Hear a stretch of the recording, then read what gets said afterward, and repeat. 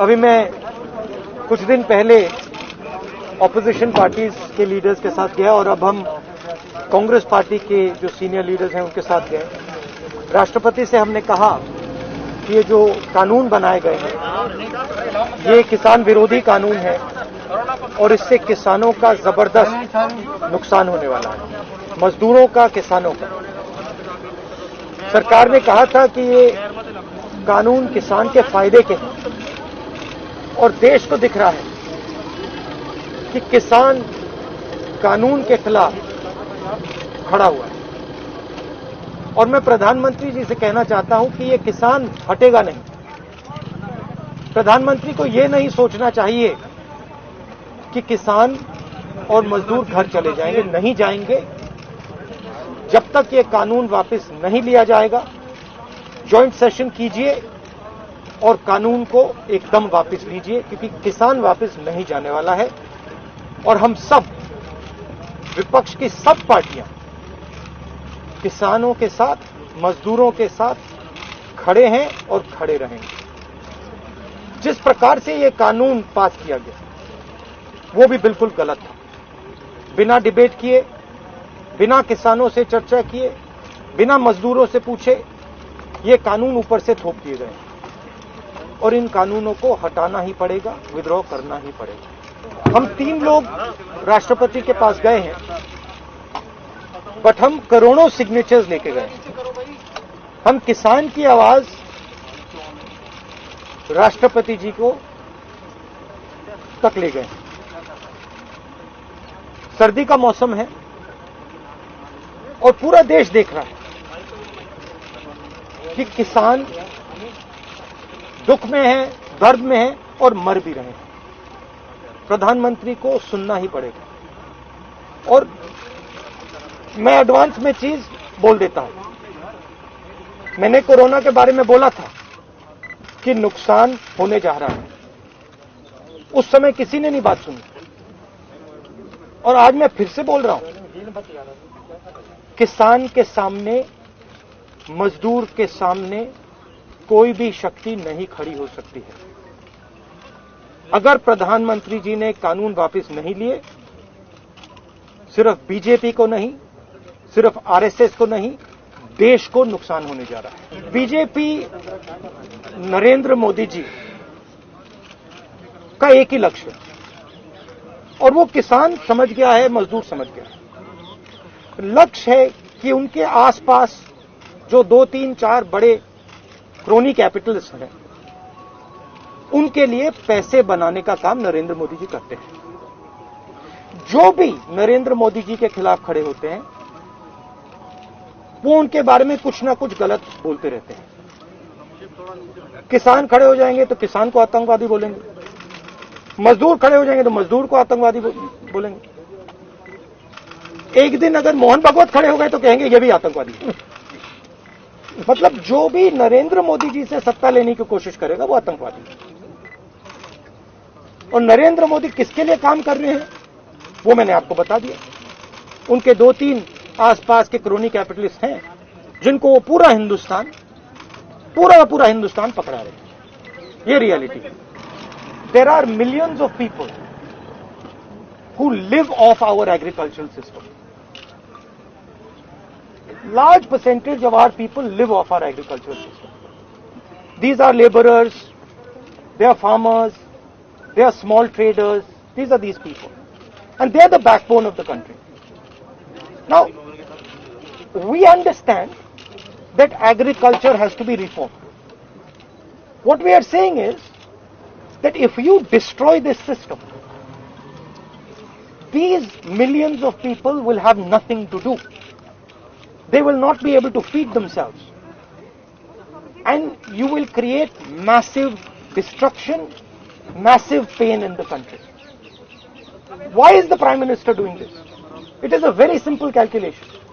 The Prime Minister is doing this because he wants to help 2 or 3 business people. He does not care what happens to these people. He will construct whatever narrative he has to construct to make sure that the wealth transfer that is taking place to 3 or 4 people continues. He will call people terrorists. He will call people anti-nationals. He will call people criminals. He will do whatever he has to do to transfer the wealth from these people, the backbone of this country, to those people. 3 or 4 of them, 5 of them. That's the crux. And we are fighting this. We are saying that in India, where you have destroyed the agricultural system, will not function. Just like I said, take Corona seriously. Corona is going to kill people in massive numbers if you do not act. At that time they said, scaremongering. Now they're not saying scaremongering. When I suggested to the Prime Minister that do not do this in a centralized way, give power to the chief ministers, he didn't do it. He caused thousands and thousands of people to die because he didn't do it. And then afterwards, after I said it in the press conference, he did it. So the point is, you have an incompetent man who is controlled by certain other people. This is what India has to understand. This is what all youngsters have to understand. You have an incompetent man who doesn't understand anything, running a system on the behalf of 3 or 4 other people who understand everything. And their aim is to take huge amounts of money from the poor people of India and put it in their pockets. And that is what we are fighting. And frankly, it doesn't matter what you think right now, because all of you will face this. There's not going to be a single person in this country who's not going to face this. If you're a farmer, you will face it. You're a small businessman, you will face it. You're a journalist, you will face it. This is an assault on the idea of India. That is why we're standing here. That is why I've gone to the President. That is why we've signed these forms. We are not allowed to go out. We are not allowed to go out of the ICC office. The police stops us from going out. Why don't you let us go out? Why don't you let me go and tour in the states? See what happens. Every single farmer of this country, every single labor of this country will stand up. But आप police लगवाते हो, हाथरस जाते हो, arrest करते हो, तो AIC से हमारे एमपी को बाहर नहीं निकलने देते हो, और फिर कहते हो कि भैया मतलब सब कुछ ठीक है. और prime minister needs to realise that there is a limit to this.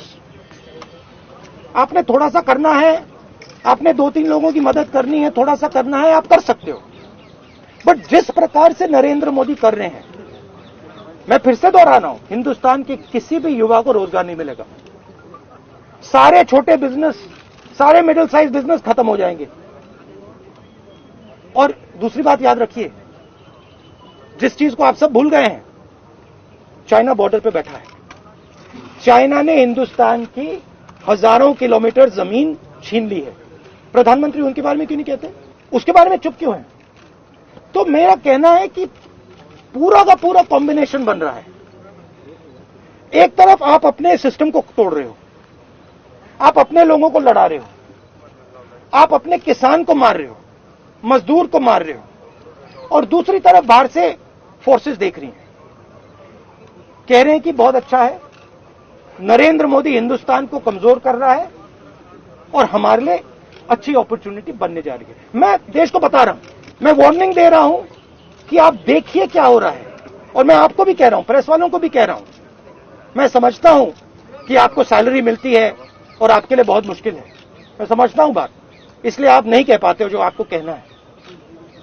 मगर आपके देश को, हमारे देश को बहुत जबरदस्त नुकसान होने वाला है.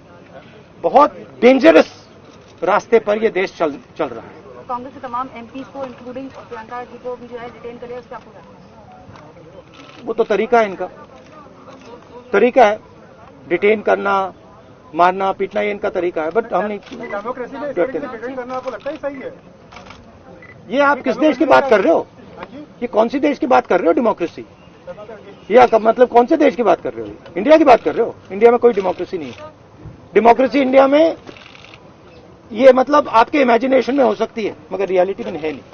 आप एग्रीकल्चर फार्मर थी, अब आप जर्नलिस्ट हैं, है ना? तो आप जानते हो कि आपके फादर ने इन्वेस्टमेंट किया या नहीं? नहीं, मैं तो जानती हूँ, लेकिन अरे मैं आपसे पूछ रहा हूँ, आप देश की महिला हैं, आपके पिता ने इन्वेस्टमेंट किया ना? मेरी मदर फार्मर है, उन्होंने इन्वेस्टमेंट किया ना? किसके लिए इन्वेस्टमेंट किया? क्या इन 2-3 लोगों के लिए इन्वेस्टमेंट किया? 24 घंटा इन्वेस्टमेंट करते हैं और उधर इन्वेस्टमेंट कहीं और जाता है, रिटर्न कहीं और जाता है.